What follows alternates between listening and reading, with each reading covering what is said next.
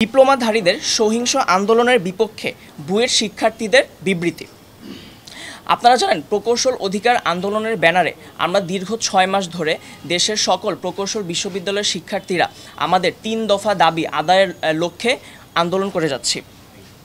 আমাদের দাবির প্রেক্ষিতে আমরা বলতে চাই, সরকারি যে কোনো চাকরিতে যে কোনো গ্রেডে আবেদন করতে হলে সবসময় ন্যূনতম যোগ্যতা চাওয়া হয়, কিন্তু 10ম গ্রেড বা উপসহকারী প্রকৌশলে ন্যূনতম যোগ্যতা তো চাওয়া হয়নি, বরং 100% কোটা হিসেবে ডিপ্লোমাদের জন্য, শুধুমাত্র ডিপ্লোমাদের জন্য সেটা সংরক্ষিত করে রাখা হয়েছে।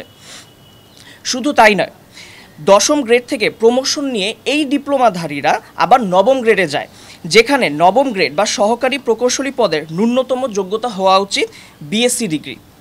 ব্যাপারটাকে আরও সহজভাবে যদি বলতে চাই, ডাক্তারদের ক্ষেত্রে যেটা হয়, যারা এমবিবিএস ডিগ্রিধারী হয় তারা 9ম গ্রেডে অ্যাসিস্ট্যান্ট সার্জন হিসেবে নিয়োগ পায়, কিন্তু যারা ডিপ্লোমা কোর্স করে আসে বা নার্সিংয়ে যারা থাকে তারা কিন্তু 10ম গ্রেডে নিয়োগ পায় মেডিকেল অফিসার হিসেবে, এবং কখনোই তাদেরকে 9ম গ্রেডে বা অ্যাসিস্ট্যান্ট সার্জন পদে পদোন্নতি দেওয়া হয় না।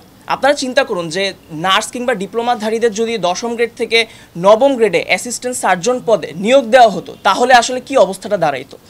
আমাদের ইঞ্জিনিয়ারিং সেক্টরে এই জিনিসটাই ঘটে। এর ফলে যারা আমাদের ডিপ্লোমাধারীরা আছেন ইঞ্জিনিয়ারিং সেক্টরে, বা আমরা টেকনিশিয়ান বলতে পারি, তারা আমাদের 9ম গ্রেডে চলে আসতেছে, এবং 9ম গ্রেডে যেগুলো আমাদের সহকারী প্রকৌশলীদের কাজ ছিল, অথবা আরও সহজ কথায় বিএসসিদের কাজ ছিল, সেই কাজগুলোর সাথে ডিপ্লোমাধারীরা মিশ্রিত হয়ে যাচ্ছে, এবং সেই কাজগুলো ডিপ্লোমাধারীদের দিয়ে করানো হচ্ছে। ফলে আসলে অসুবিধা হচ্ছে যেটা দেশের সার্বিক উন্নতির ক্ষেত্রে এটা ব্যাপকভাবে ব্যাহত করতেছে। আমরা কিছু তথ্য উপাত্ত এখানে সংযুক্ত করে দিচ্ছি। এটা 2025 সালের পরিসংখ্যান। আমরা সাংবাদিক ভাইদের কাছে এই কপিগুলো দিয়ে দিব, যেখানে বলা হচ্ছে যে DPHE, department of public health ইঞ্জিনিয়ারিংয়ে বর্তমানে 9ম গ্রেডে বিএসসিতে মাত্র 47.8% প্রকৌশলীরা রয়েছেন, এবং ডিপ্লোমা রয়েছে 52.12%। আপনি চিন্তা করুন, এরকম জায়গায় যদি ডাক্তারদের ক্ষেত্রে হইতো যে 9ম গ্রেডে এমবিবিএস ডিগ্রিধারী চলে আসছে 50%, ডিপ্লোমাধারী চলে আসছে 50%, মানে ডাক্তারদের কাজগুলো ডিপ্লোমারা করতেছে। জিনিসটাকে এইভাবে আপনি বোঝার চেষ্টা করেন। তারপর ঢাকা ওয়াসা, 9ম গ্রেডে বিএসসি মাত্র 22%, আর diploma 77%। PWD, public works department, সেখানে একই অবস্থা। 9ম গ্রেডে আমাদের 42% বিএসসিরা, আর ডিপ্লোমারা দেখা যাচ্ছে 52%। একইভাবে আমাদের রোডস অ্যান্ড হাইওয়ে ডিপার্টমেন্টও একই অবস্থা। এবং এখানে মেনশন করতে চাই, ডিপ্লোমারা 10ম গ্রেডে নিয়োগ পাওয়ার পরে এরকম আরএসডি, পিডাব্লিউডিতে 9ম গ্রেডে পদোন্নতি পেয়ে বিসিএস ক্যাডার হয়ে যাচ্ছে। আপনি চিন্তা করুন যে যেই ছেলেগুলো স্কুলের পর এইচএসসি পরীক্ষা দিল, একটা বড় অ্যাডমিশন ফেজ পার করলো, তারপরে গিয়ে লম্বা সময় বিএসসি ডিগ্রি অর্জন করে তারপর সে বিসিএসে অ্যাপ্লাই করতে পারলো, কিন্তু ডিপ্লোমারা এসএসসি পাশ করে সরাসরি 10ম গ্রেডে নিয়োগ পাওয়ার পর পদোন্নতি পেয়ে 9ম গ্রেডে বিসিএস ক্যাডার হয়ে যাচ্ছে। আসলে এরকম হাস্যকর বিষয় বাংলাদেশ ছাড়া আপনি কোনো জায়গায় দেখবেন না। আচ্ছা, সরকারি প্রকৌশলী পদে চলতি দায়িত্বে নিয়োজিত কর্মকর্তার সংখ্যা 78 জন, এবং সরকারি প্রকৌশলী যান্ত্রিক পদে চলতি দায়িত্বে নিয়োজিত কর্মকর্তার সংখ্যা 7 জন। এই জিনিসগুলো 10ম গ্রেডে যখন ডিপ্লোমাধারীরা নিয়োগ পায়, তারপর তাদেরকে 9ম গ্রেডে চলতি দায়িত্ব হিসেবে নিয়ে আসা হয়। চলতি দায়িত্ব হিসেবে নিয়ে আসলে দেখা যায় 9ম গ্রেডের যে নিয়োগগুলো, নিয়োগ বিজ্ঞপ্তি সবগুলো সিন্ডিকেট করে আটকে দেওয়া হয়। পরবর্তীতে যারা যে ডিপ্লোমাধারীরা 9ম গ্রেডে চলতি দায়িত্বে ছিল, তাদের সেই চাকরিটাকে 9ম গ্রেডে পার্মানেন্ট করে দেওয়া হয়। এইরকম ভয়াবহ সিন্ডিকেটের মাধ্যমে 9ম গ্রেডে বিএসসিদের পদগুলো দখল করা হচ্ছে।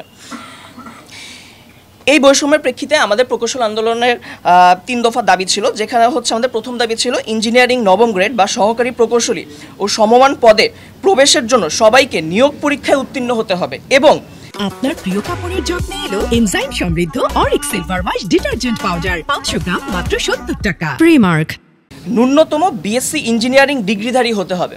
কোটার মাধ্যমে কোনো পদোন্নতি নয়, এমনকি অন্য নামে সমমান পদ তৈরি করেও পদোন্নতি দেওয়া যাবে না। আমাদের দাবি 2, দশম গ্রেড টেকনিক্যাল বা উপসহকারী প্রকৌশলী ও সমমান পদে ডিপ্লোমাধারীদের জন্য বরাদ্দকৃত 100% কোটা বাতিল করতে হবে। ওই পদের জন্য ন্যূনতম শিক্ষাগত যোগ্যতা ডিপ্লোমা ইন ইঞ্জিনিয়ারিং নির্ধারণ করতে হবে এবং উচ্চতর শিক্ষাগত যোগ্যতা সম্পন্ন স্নাতক ও স্নাতকোত্তর ডিগ্রিধারী প্রকৌশলীদের আবেদন করার সুযোগ দিতে হবে। 3, বিএসসি ইঞ্জিনিয়ারিং ডিগ্রি ব্যতীত কেউ নামের পাশে ইঞ্জিনিয়ারিং পদবি ব্যবহার করলে কঠোর আইনানুগ ব্যবস্থা গ্রহণ করতে হবে। আপনারা জানেন আমাদের এই দাবির প্রেক্ষিতে পরবর্তীতে সংশ্লিষ্ট প্রশাসন আমাদের সাথে আলোচনার টেবিলে বসতে রাজি হয় এবং আমরা এই উদ্যোগকে অবশ্যই সাধুবাদ জানাই। দাবিসমূহে যৌক্তিকতা পরীক্ষা নিরীক্ষা পূর্বক সুপারিশ প্রণয়নের জন্য একটি কমিশন গঠন করা হয়, যেখানে সংশ্লিষ্ট ব্যক্তিবর্গরা প্রকৌশলী এবং ডিপ্লোমাধারী উভয় পক্ষকেই আলোচনার টেবিলে ডাকে এবং সকলের যুক্তিতর্ক সমানভাবে উপস্থাপনের সুযোগ করে দেয়, যাতে কারো প্রতি কোনো রকম বৈষম্য তৈরি না হয়। কিন্তু আমরা লক্ষ্য করছি যেটা আলোচনার টেবিলে শান্তিপূর্ণ সমাধানের সুযোগ থাকা সত্ত্বেও আজকে গাজীপুরে রেলপথ অবরোধের ঘোষণা দেওয়া হয়েছে ডিপ্লোমাধারীদের পক্ষ থেকে। উল্লেখ্য, সংস্কার কমিশনে ডিপ্লোমাধারীদের পক্ষ থেকে যে প্রতিনিধিরা গিয়েছেন, এখানে বলে নিতে চাই যে সংস্কার কমিশন গঠন হওয়ার পর একটি ওয়ার্কিং গ্রুপ তৈরি করা হয়েছে, যে ওয়ার্কিং গ্রুপে ডিপ্লোমাধারী এবং বিএসসি প্রকৌশলী উভয় পক্ষেরই প্রতিনিধি নেওয়া হয়েছে। সেখানে ডিপ্লোমাধারীদের যে প্রতিনিধিরা রয়েছেন তার মধ্যে তারাই সড়ক অবরোধ করে সহিংস আন্দোলনে যাওয়ার জন্য ক্রমাগত উস্কানি দিয়ে যাচ্ছেন। এর মধ্যে একজন আইডিইবির সদস্য মোহাম্মদ নাজিম সরকার, যিনি কমিশনের ওয়ার্কিং গ্রুপে আছেন, তিনি নিজেই ডিপ্লোমাদের গ্রুপে পোস্ট করছেন যে শুধুমাত্র আলোচনার টেবিলে সমাধান সম্ভব নয়। এই যে আমরা নাজিম সরকারের ফেসবুক স্ট্যাটাস নিয়ে এসেছি, তিনি নিজে থেকে উস্কানি দিয়ে যাচ্ছেন যে আলোচনার টেবিলের দরকার নেই সমাধানের, তিনিও সড়ক অবরোধ করে জনদুর্ভোগ সৃষ্টি করে সহিংস আন্দোলনের মাধ্যমে গায়ের জোরে তাদের দাবি আদায়ের চেষ্টা করছেন। এই কপিগুলো আমরা পৌঁছে দেব আপনাদের কাছে। এখন আমাদের প্রশ্ন, ওনারা আলোচনার টেবিলে গিয়ে এখন কেন জনদুর্ভোগ করে সড়ক অবরোধের উস্কানি দিচ্ছেন? গায়ের জোরে যদি দাবি আদায় করতে চান তাহলে ওনারা আলোচনার টেবিলে কেন আসলেন?